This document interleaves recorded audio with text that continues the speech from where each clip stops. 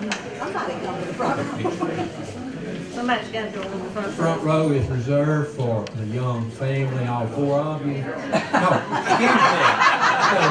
More than four. But feel free to sit close to the front if you would like. Preferred seats. Sit on the front.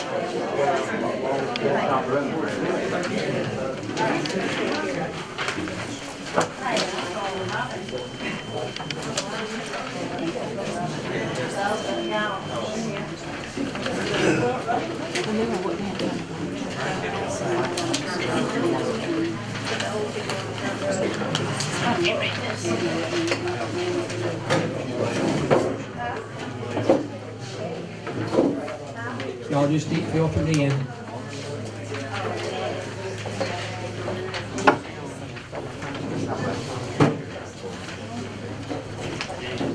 That's it. We still have several seats here for those who are standing. But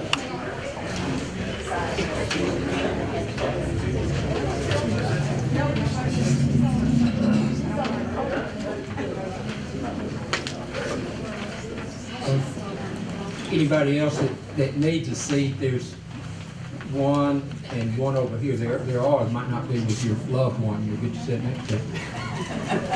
Which sometimes pretty good. Okay.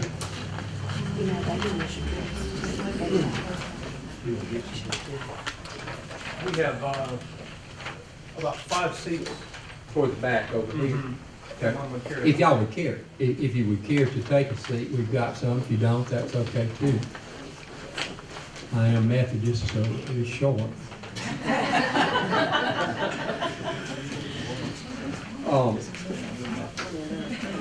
As a part of, Mayor, how are you? Delighted to have you. As part of one of the central things for the Mississippi Hills Heritage Area Exhibit Center is to do just what we're doing, and that's to invite people with stories to tell, to come forward and to elaborate on their heritage and who they are and what they're about. And we're pleased tonight to have something very special in that we'll be able to get a quick look at a new series. Y'all know it very well. Don't know how many of you have seen the short version that we will show, but it obviously was a great work of love by the producers and Steve. And so I'm honored to have y'all all here. What I'd like to do is introduce the head table as who's going to speak tonight. And before I go any further, I'd like to recognize our mayor, Mayor Jack Reed. We're delighted to have you here, Mayor. And let you do your famous welcome to Tupelo or anything else you care Thank to. you. I'll be short because I'm not the program, but I'm certainly interested. Might won't start going, but young, big as this family. I started to say this is more than one precinct here of the family. My roots are in Etowah County, the Reeds. My grandfather came from Etowah County and 107 years ago moved west because the red clay was just not very good farming clay for him, and here we are 107 years later, still nearby. But welcome back, welcome to Tupelo for all the right reasons. We've, family, faith, community, friends, neighbors. I mean, that's really the heart of where we live. I tell people, we're not Northeast Mississippi, we're not on the coast, we're not at the foot of great mountain ranges, we're not on the Great Lakes or the oceans, and our greatest assets are our people.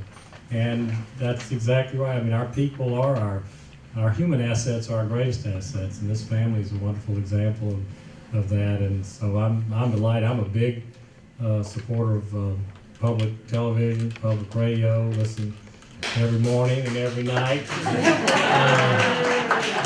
My wife and I are patrons, and put our money where our mouth is, have been for a long time, and I believe in it for all the reasons, from the post-Katrina statewide weather events to certainly the cultural opportunities, and so I certainly support that, and I'm delighted that this is a part of that too. So Bobby, everybody, Ryan, thank you all for being part. I apologize that, no offense to the city council, but I have to be with them at 6 o'clock rather than getting to be with y'all for the rest of this program. So I'm gonna stay as long as I can and then slip out. But I certainly look forward to seeing the program in full. And thank y'all for being a part. Bobby, thank you for having us. Thank you for So, coming. appreciate it.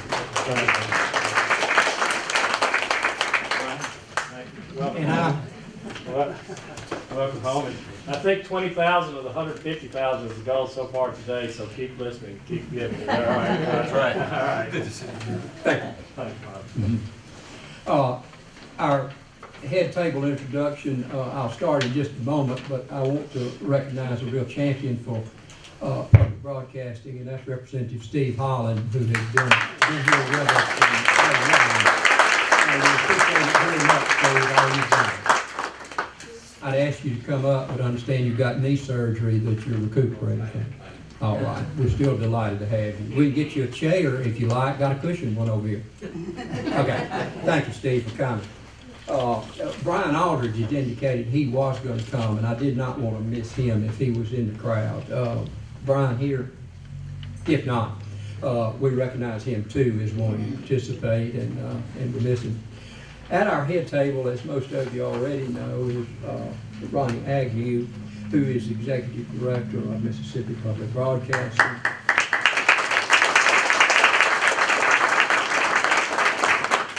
Carolyn Davidson, who is the spokesperson for the Young Family.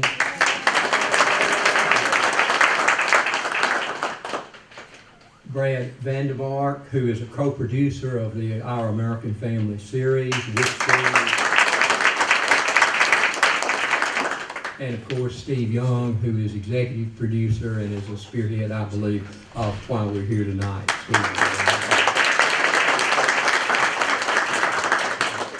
So these will be our commenters on it, and what I'd like to do right now, if I could, is turn it over to Steve, and it's the family is the reason we're here. And Steve, if you would have some remarks, and then pass to Brad, pass to Ronnie, and then we let Carolyn introduce some of the family members, and then go to our preview. Ronnie's asked to go first, and so I'm going to. Are you on time schedule, Ronnie? No, I'm not. I'd like to, if you'll note on your program, a small change. Ronnie is going to go first. And I just felt like it was the right way to do it. I'm just used to being in charge. I thought I would. Ronnie, if you want to get over that, you can come be mayor of Fuqua. You know, I wanted to go first because I think you need to know the origin of how all of this came about. Steve is from Itawamba County, and he also has a strong ties to Lee County. Went to Tupelo High School, and man, I had been on the job at MPB for all of, probably 5 days. And I get this call from this guy from Nashville, and I was like, what does he want? I don't even know where the bathrooms are. And he called, and I said, you know what, give me a couple of days, man. I don't know what I'm doing. He called, and he called, and he called again. And I finally told my assistant, I said, you know what, let's give this guy a shot.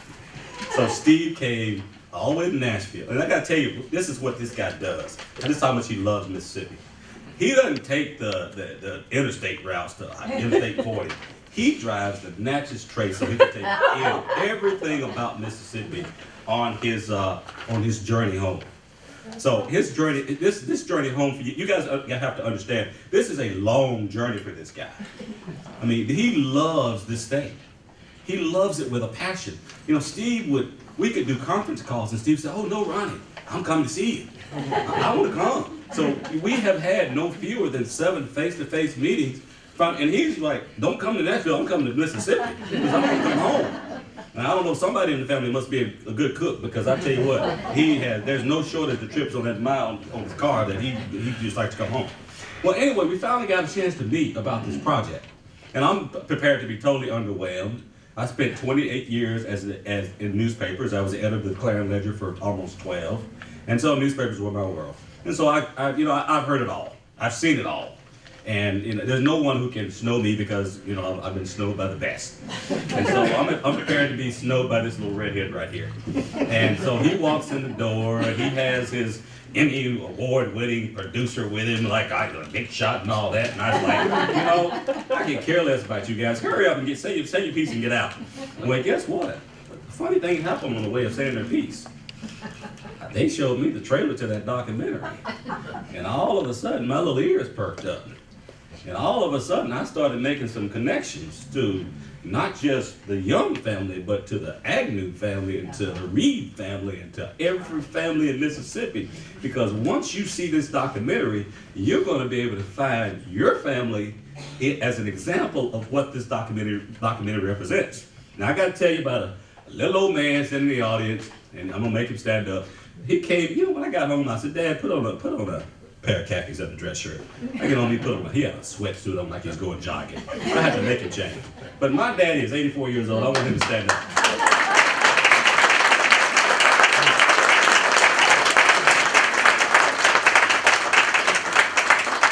And my father speaks to everything about this documentary.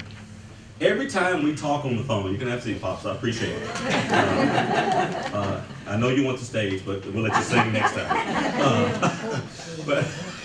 But every time we talk on the phone, I have this longing, and this is before Steve, I've had this longing to know about my family. My mother there were 13 brothers and sisters. There's only one left, and she's 95 years old. My father is one of 6 children. There are only 2 left, and it's him and his sister, and she's in a nursing home. So at every opportunity, I'm picking his brain. He doesn't know this, but I'm writing notes to find out about my family. I want to know about my family's history. And when Steve, and so this is just perfect because Steve brought his family to me, and through his family, I saw my family. And over time, this loose relationship, this loose thing about, okay, get out of my office, we developed a friendship that has become deep. We don't go a couple weeks without talking to each other. And sometimes we can talk ugly to each other, because a couple times I didn't return his phone call. He said, okay, dude, what's going on with you? You need to come on with it, because I need you right now. And I tell you what, when he says to call, he means to call, because he's not going to waste your time. He has things to say. He has things he wants to get done. I want you guys to know this is about a 12 to 14 month project for me, and probably even longer for these guys. This dream, this project. And I got to tell you, initially we were going to call it Our Mississippi Family, because we love Mississippi so much that we want to tell the best stories out of Mississippi. But then we thought, okay, if we did that and we want this to be a national program, then that may limit us a little bit. And so Steve called me one day and he said, what about making this Our American Family? So that basically we can incorporate not just the families of Mississippi, but then we can go after families of all ethnic groups so that they too can tell their stories. So we're going to start with the Young family. And I got to tell you, they got a heck of a story to tell. They are an amazing family. They're a family of farmers. They're a family who had hard times. They're a family that overcame hard times. They're a family that never quit. And you know what I found about that family? They never felt sorry for themselves. They picked themselves up off the ground when they fell, and they got it done. And when I found out, I told Steve, I said, some of them weird games y'all played, though I don't quite know what they were. I asked my dad, what was that thing called, Steve? Shinny. Yeah. I still don't know how to play shinny. I don't think I want to, but anyway. But Steve and I, again, there was no detail that we left undone in this project. We crossed every, was it baby T? That'll be a T. And dotted every I. We made sure that this was going to be a first-rate program, because when we take it on the open market, we want people to identify and to be as passionate about this program as we are. We love this project. We believe this project has a lot of national possibilities. They can't tell that you love it.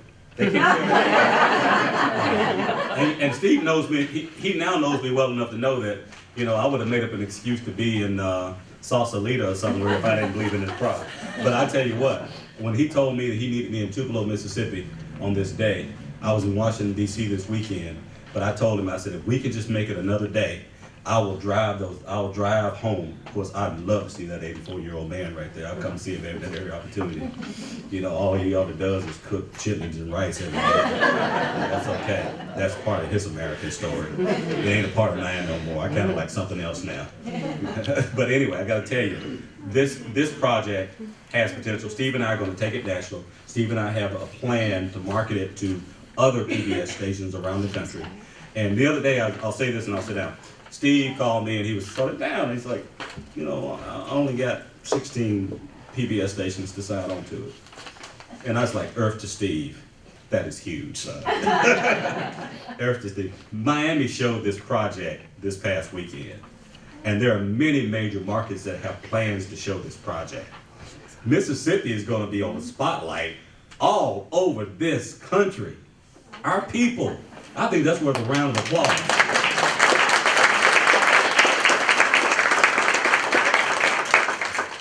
And I got 5 more pages of notes, but I think I've said enough. Steve, bring your family back later. I'll let them talk. No, I'm done. I appreciate you guys. I love you. This is my hometown. As you can tell, I'm excited to be back home again. I'm excited to see faces of North Mississippians, and I'll get here as often as I can. If you ever need me, I'm at Mississippi Public Broadcasting. My number is 601-432-6378. You call me anytime and say, Ronnie, get it done. Thank you.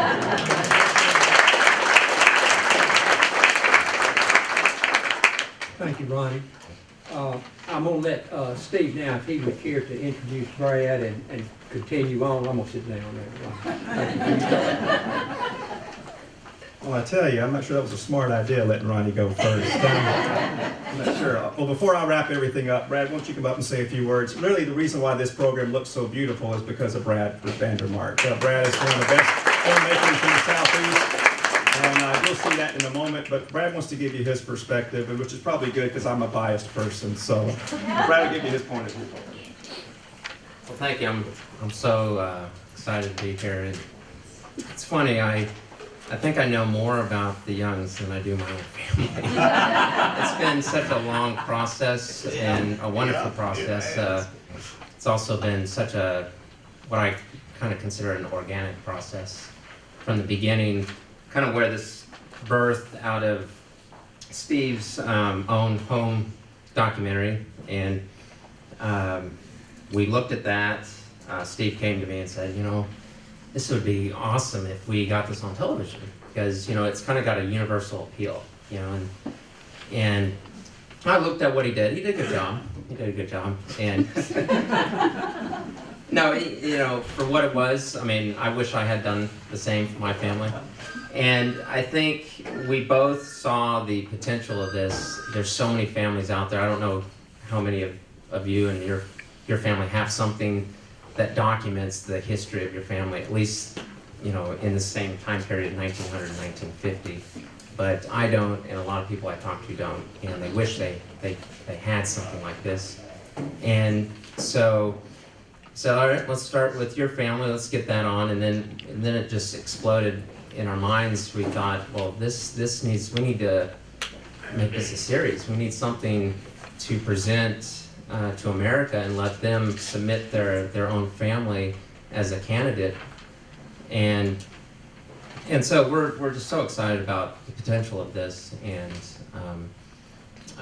we've loved putting this together. It's been an interesting process because the people that we talk to, the first response that they make is, why would I want to watch just another family story? Like, you know, people, you know, if you're going to someone's living room and they sit you down and pull out the photo album, you know, a lot of people are like, well, all right, I'll thumb through it. But the reality is, I mean, think about what's on television. What's the most popular show? It's the reality television. This is a reality show to some degree. You know, this is real stories from the folks that have lived it, and it's purposefully created without any voiceover. There's no narrative other than the voices of the folks that are telling the stories, that live the stories. And that's a unique thing about this, and the thing that I love the most about this documentary and this approach. You're hearing firsthand, and you know, this is just an average family, but with extraordinary stories. And you know, there's so many other families out there that have the same extraordinary stories to tell, and we're ready to tell those stories. So thank you.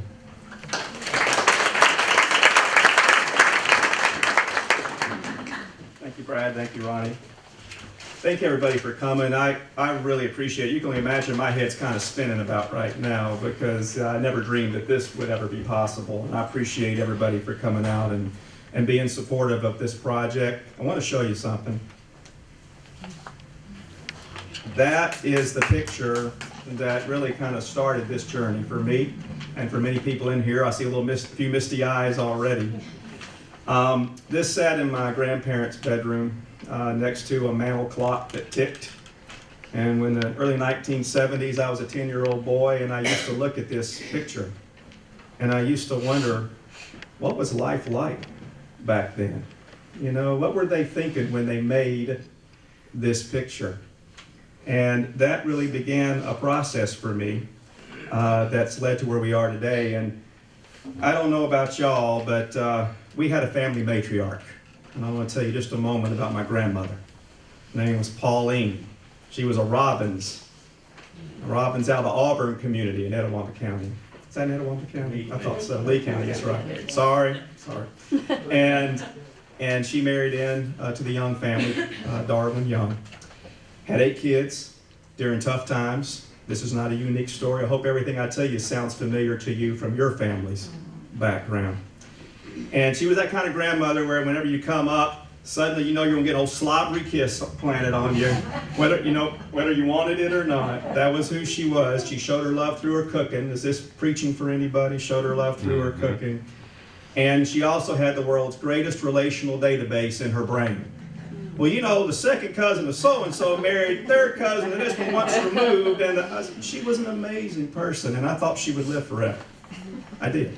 I thought she was going to be around after I was, and she wasn't. And she died of my grandparents. She was the first one to go. And it threw us all upside down. I don't think we expected her to go when she did. And I also realized after she was gone that we had lost a lot, because we had not asked her for all these stories firsthand. And so that's what began this process. You know, the fact that we lost something. So how can we reclaim some of that? And that began a journey that led to a documentary in 2005. 6 of the 8 children were still living at the time. The oldest was my Aunt Jean. She was delightful in my version of the documentary that we recorded, and 10 days later she died. And that probably was the germ that made me realize this is a universal issue. This is a universal issue. That we don't have a lot of time left to learn about what it meant to be a family before the world changed. And we live in a different kind of world. Can you think Pauline would know what this was? I mean, we're in a different time. And yet, who we are has a lot to do with those folks back then. And I want to just maybe make a point about this. When I look at this picture, I don't think the people in this picture could have imagined the world that a little 10-year-old redheaded boy was living in the early 1970s. I don't think they could have imagined early 1970s. And the little 10-year-old redheaded boy in the 1970s could not have imagined 40 years later, in 2012, the world that we all live in. That's how much has changed in 70 years. And we have a chance, and it's a unique chance, to hear firsthand from people who lived it, what did it mean to be a family when it was hard and it was more simple. And you had to stick together, as Uncle Paul said, because you better stick together or you were going to fall apart. And that's exactly, I think, everybody's experience, no matter where in the country they're from. So we are hopeful that this will be the beginning of something that will inspire all families to want to capture their stories while they can. So I would say this: if you're in this room and you're the eldest member or in the eldest generation of your family, this is to honor you. And we need your story. And I don't mean me. I mean your family needs your story for now and for generations to come. And if you are the generation below the eldest generation in your family, that would be my classmates back here and me and Ronnie and Brad, we have a responsibility to ask for those stories. We need to know those stories. We need to know them for ourselves, and we need to know them for the generations to come. Because if you have a feeling about family that matters to you, if you have family values that matter to you, if you think you know why you love family, that was handed down to you. And that was handed down to you from a time when that was forged in the times of trial. I'm not saying it was perfect. It's easy to idealize it and say it was all perfect back then. It was hard back then. And there were dysfunctional families back then. But one thing is true, and that is it was about we, not about me. My dad, Robin Young, says in the documentary, and you won't get to see it in this clip, you know, you never were so much an individual as you were a part of a family. Family first, me second. And we have lost that to a large degree, I believe, through just all the complexity that we live in today. We can reclaim that. We can make a choice. Back then, they didn't have a choice. Hang together or fall apart. Today, it's the same kind of thing. We just don't see it because we have all the layers. So we have a chance to make that choice to apply some of those values to what it means today. I was talking to a reporter at the Clarion Ledger today. I'll stop. And he called me and he wanted to talk to me about all this. He got so excited, he talked more than I did, which is saying a lot. And he actually said, well, you know, we made an interesting decision. My kids are all grown, but they live in the area, and my wife, not me, decided that once a week, we need to have them all in for a family dinner every week, once a week. They had not been doing that for years. But something hit him, or her, that we need to do this. And it's been the most special thing that family's ever done. So this is what we're hoping will happen, that will inspire others to want to do that as well. So we're going to show you a brief clip from the film, and then we'll just take a few questions, mingle, hug, shake hands, catch up, and it'll be a lot of fun. Actually, I think Carolyn needs to go next, doesn't she, to introduce the family. Sorry. And then we'll show you a quick clip. Thank you for your patience. Thank you.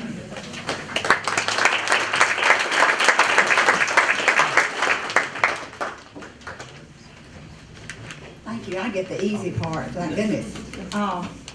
Ronnie, I've not met you. Steve had told me a lot about you. I'm so honored to have met you, and thank you from our family for all that you've done for us. Brad, thank you so much. Brad came to my daughter's house and filmed us and was so kind, and we could not do anything without you. Thank you so much. Well, my family was already big enough. Now I have another brother. I think he feels the same way. And I also could not start introducing our family without thanking Bobby King and Carolyn Perkins. They have been wonderful, and Mississippi Hill. If you're like me, I had not heard of Mississippi Hills, and I hate to say that because I hope you have. I will not forget that name, and I think more and more people are going to hear it and know about Mississippi Hills for now. So, Bobby and Carolyn, thank you all so very much. Okay, all I know to do is start with the oldest, and goodness, you know, how wonderful it would be to introduce my older four that are not with us, but they have left their legacy with their children. So I will start with our oldest, and that was Joyce. When Joyce married, she moved to Dorsey, so those of you from Etowamba, we still have Etowamba roots there because none of the Comers leave Dorsey when they get there. They're still all there except maybe one. So, and I think that I'm going to ask you to stand up. So, Mike, if you will stand up. This is her son, Mike Comer, and his wife, Marilyn. And the family that's with them, stand up so I can recognize you. Their daughter-in-law, Robbie. And Wanda. This is the baby of their family. And Wanda and Mike both still live around the Dorsey area. If you're there, stop by Comer's and have some good food. Joyce started that restaurant. Marilyn's taking it over, and Wanda's been a part of it for all of her life. So, thank you.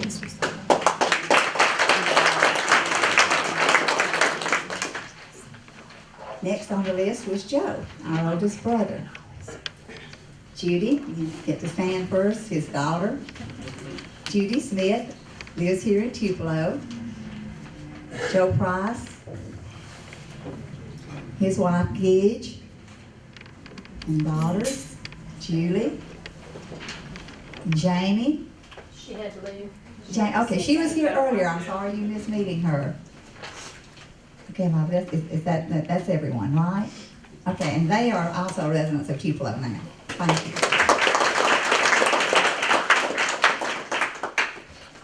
Jean married W.T. Summers. W.T. was also from Etowah County, but they settled here. David, her son David Summers, and his wife Janice. There's the, you lost her, didn't you? And they live in Tupelo. Is anyone else here? What was Oh, Zach, there you are, and their grandson Zach. Thank you.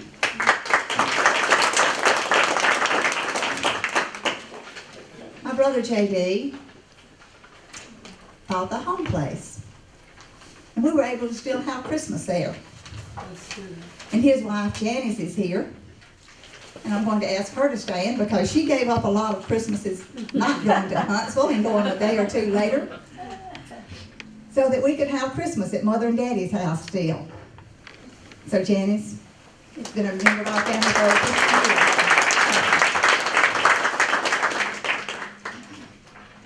I guess next in line is going to be my brother Robin. Come on. And his wife Madeline. Robin and Madeline started out in Shreveport, I guess, and we got them back to Mississippi at Tupelo, and we lost him. He likes to play golf. He's in Hot Springs Village all the time now, on vacation all the time. And of course their son, Steve, and he's going to have to stand up just like everybody else.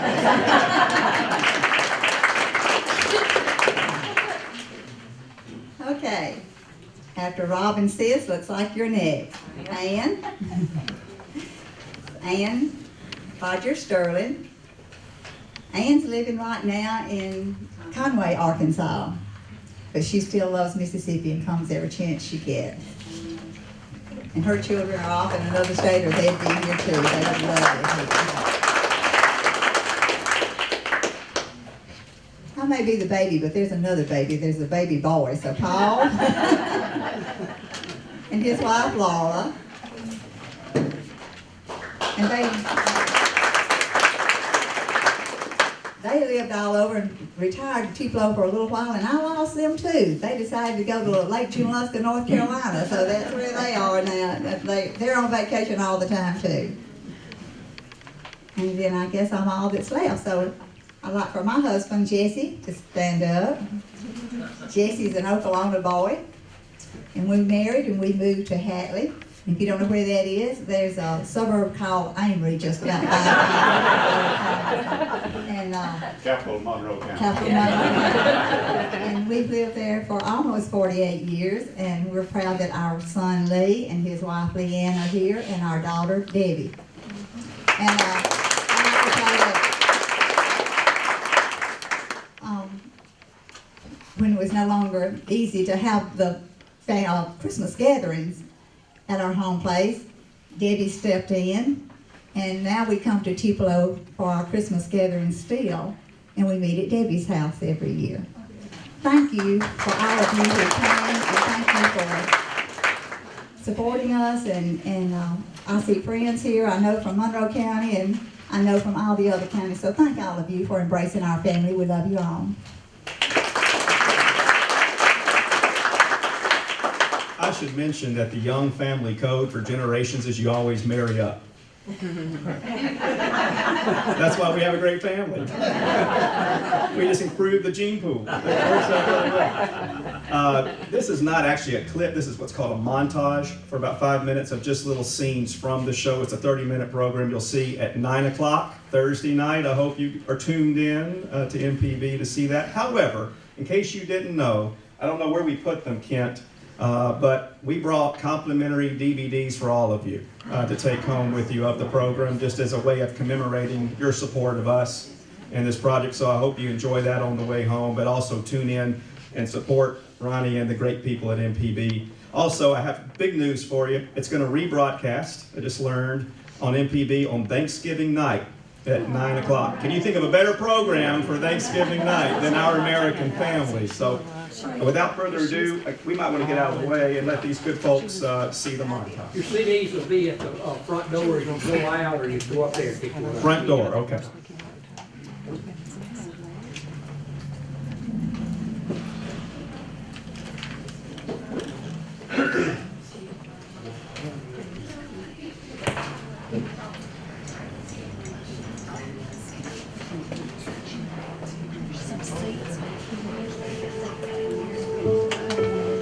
I remember Mother wanted me to have piano lessons really bad, so I was in the 3rd or 4th grade, and I started piano lessons.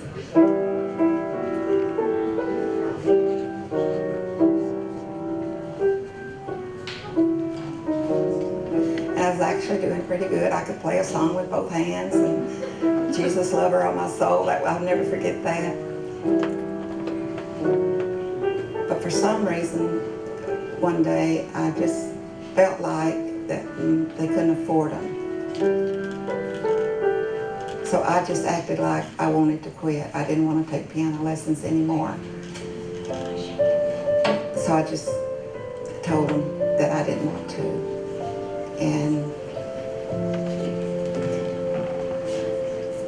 But I just didn't tell them why.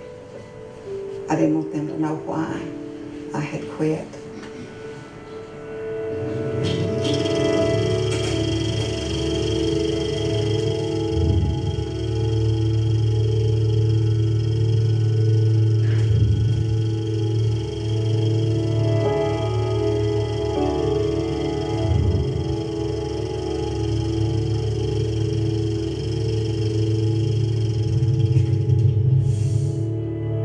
This is the story of our family, Darwin and Pauline Young and their children. Our family was raised in Etowah County, Mississippi, and later in Lee County, Mississippi, in the northeast part of the state.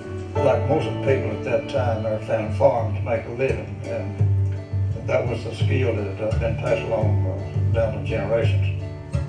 The worst house, some of the rooms didn't even have a ceiling in them.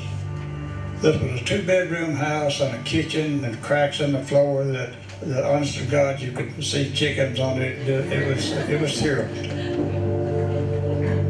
You might wake up one morning in the wintertime with your breath frozen around your mouth, and or snow, if it snowed, blowed in the room. Those were 2 rough years.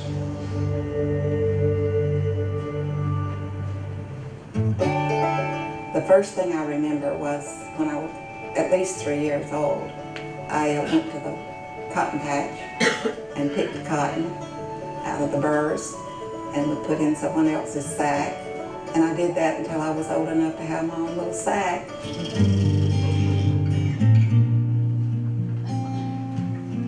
Mom had a big heart, and I would cry probably, but she never thought about herself ahead of everybody else. And she would give, and give, and do without herself if she had to. She was just that, she was that way. Mother should have her picture by the definition of that word. She is loving, patient. She was a typical mother hen with her children. She loved them, she protected them. You could always go to her, just the kindest, gentlest person you could ever meet.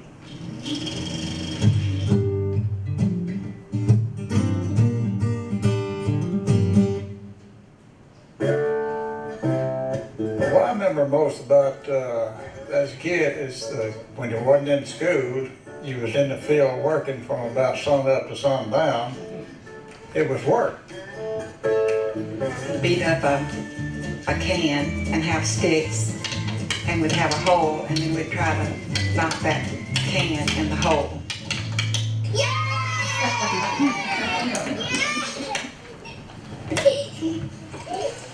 Well, you always slept with somebody.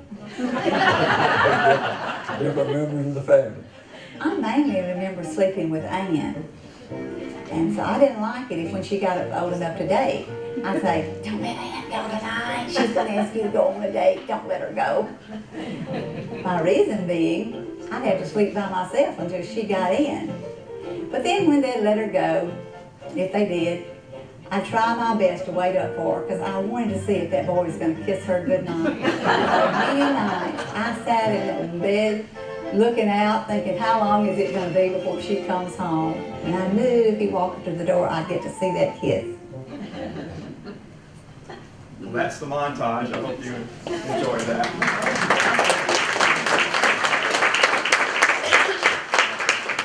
Something I wanted to say that I didn't say before. Is this on? No. I can't.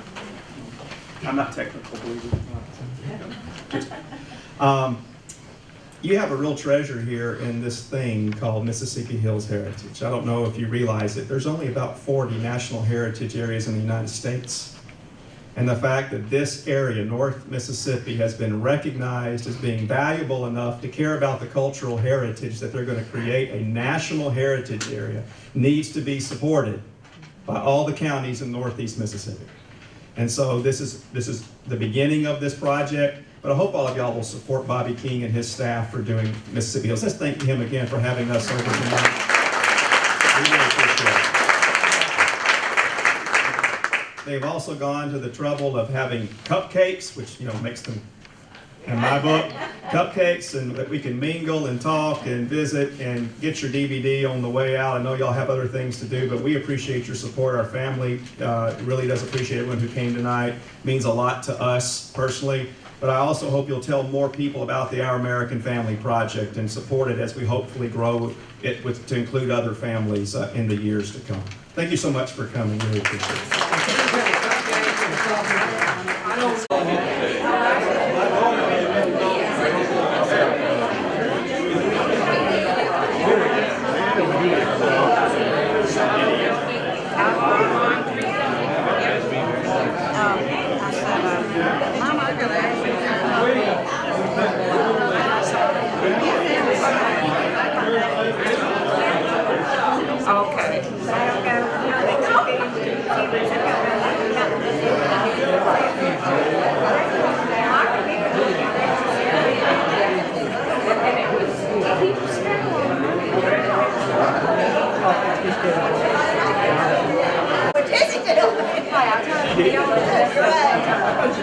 Hey, y'all going?